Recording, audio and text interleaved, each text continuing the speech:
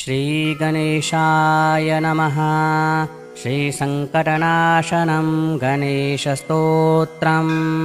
नारद उवाच प्रणम्य शिरसा देवं गौरीपुत्रं विनायकं भक्तावासं स्मरे नित्यम् आयहु कामार्थसिद्धये।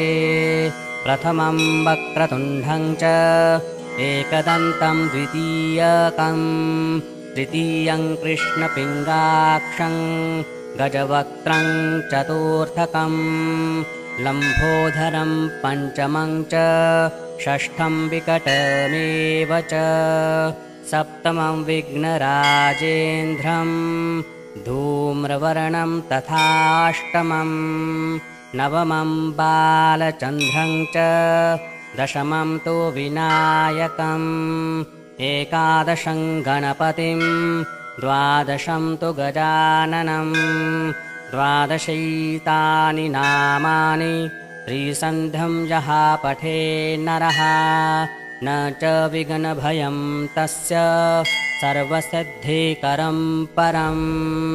विद्यार्थी लभते विद्यां धनार्थी लभते धनं पुत्रार्थी लभते पुत्रान् मोक्षार्थी लभते गतिं। जपेत् गणपतिस्तोत्रं षड्विर्मासैः फलं लभेत् संवत्सरेण सिद्धिं च लभते नात्र संशयः। अष्टानां ब्राह्मणानां च लिखित्वा यः समर्पयेत् तस्य विद्या भवेत् सर्वा गणेशस्य प्रसादतः। इति श्रीनारदपुराणे सङ्कटनाशनं श्रीगणेशस्तोत्रम्।